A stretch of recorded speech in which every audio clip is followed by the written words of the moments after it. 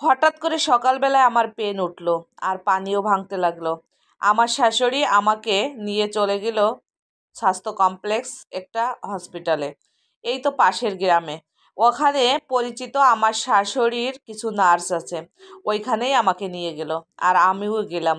আমার স্বামী সকালবেলা খাওয়া দাওয়া করে অফিসে চলে গেল আর বলল, মা ওকে তুমি দেখে শুনে রেখো। আমার স্বামীর তো উচিত ছিল আমার সেদিনকে যা আমার সঙ্গে অফিস থেকে কথা বলে ছুটি নেওয়া, তাই না? কি বন্ধুরা, ঠিক বললাম না? যাই হোক, আমি চলে গেলাম। আস্তে আস্তে আমার পেন ওঠা শুরু করলো।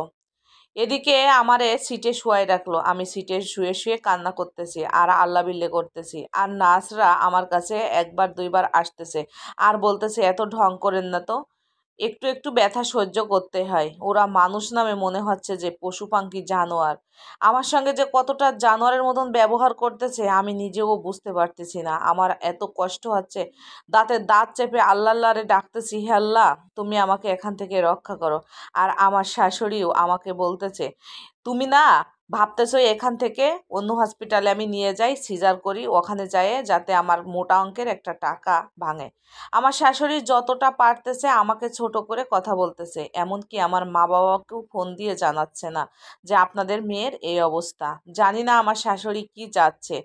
এই করতে করতে বেলা শেষ হয়ে গেল। হঠাৎ করে আমাকে নার্সরা বলতেছে, ইনার তো আর ডেলিভারি হচ্ছে না, বাচ্চার পানি শুকায় যাচ্ছে, বাচ্চাও পেটের ভিতর ক্লান্ত হয়ে যাচ্ছে। আমি বারবার করে নার্সের ডাক্তারকে বলতেছি, দেখেন আপনারা আমার এই নবজাতক শিশুটাকে পৃথিবীতে আলো দেখানোর সুযোগ করে দেন, আমাকে এত কষ্ট দিয়েন না, আমি আর পারছি না। যখনই আমি দেখলো যে আর পারছি না, তখনই আমাকে পরীক্ষা নিরীক্ষা করতে পাঠালো। আরও হাজারো কথা আমার শাশুড়ির। আমি কি বাচ্চার ডেলিভারির কথার চেয়েও আমার শাশুড়ির কথাগুলো যেন আরও বেশি তিতা লাগতেছে। যাই হোক, করোনার রিপোর্টে আমার করোনা ধরা পড়লো। সেই সুবাদে আমাকে অন্য হসপিটালে আবার রেফার করে পাঠানো হলো। সেখানে বলল, দ্রুতভাবে যদি মা বাচ্চা বাঁচাইতে চাও তাহলে রুগীকে সিজার করাতে হবে, পেশেন্টকে। সিজার মানে করলো পৃথিবীতে আমার বাচ্চাটা আর পৃথিবীর আলো দেখতে পারলো না। আমার পৃথিবীর আলো দেখার আগে আমার বাচ্চাটা চলে গেল। আমি যেন হাউমাউ করে কান্না করতেছি। সিটে এসে আমার সবই শূন্যতা। আমার মনে হচ্ছে পৃথিবী থেকে যদি আমাকে নিয়ে আমার সন্তানটাকে বাঁচিয়ে রাখতো, তাহলে মনে হয় আমার সন্তানটা কতই না আদর যত্ন খুশি থাকতো, তাই না? আবার মনে মনে ভাবতেছি যে এই সব জানোয়ারদের কাছ থেকে আমাকে নিয়ে গেলেও ভালো হতো। যাই হোক, আমাকে নিয়ে চলে আসলো 7 দিনের দিন হসপিটাল থেকে। আমার স্বামী এমন কথা আমার শাশুড়িকে বলল না, মা কেন তুমি অন্য হসপিটালে নিলে না, ভালো ট্রিটমেন্ট দিলে না, কেন সিজার করলে না, আমার বাচ্চাটা কেন পৃথিবীতে আসলো না? আমার স্বামীও মার সাথে তালে তাল মিলে, আমার মাও মা হয়েছে। আমার মা চেয়ে কি বেশি বোঝো তুমি? আমার মা 4-5টা বাচ্চার মা হয়েছে। এরকমের কিছুটা শুনে আমি যেন থোতামুখ বোতা হয়ে বসে থাকলাম। যাই হোক, এই তো 4 মাসের মাথায় হঠাৎ করে আমার ননদ ফোন দিল আমার শাশুড়ির কাছে, দিয়ে বলল, মা আমার বাচ্চা পেটে, আমার গর্ভবতী, আমার না খুব বমি হচ্ছে, কিছুই খেতে পাচ্ছি না।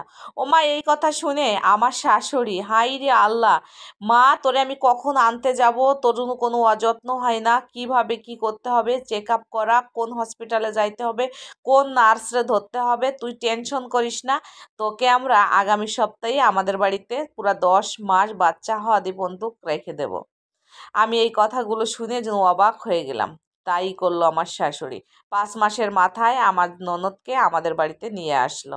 আনার সাথে সাথে আমাকে আদেশ দিল যে আমার মেয়ে কিছু যেন করে না, টেবিলের পর দুধ ডিম সকালবেলা নাস্তা সব ফলমূল সব কিছুই যেন করায়। এই কথা শুনে আমি আমার শাশুড়ির মুখের উপরই জবাব দিয়ে দিলাম, মা 4 মাস আগেও আমি প্রেগনেন্সি, আমি গর্ভবতী ছিলাম, আমার সঙ্গে কি করছেন আর নিজের মেয়ের সঙ্গে কি করতেছেন?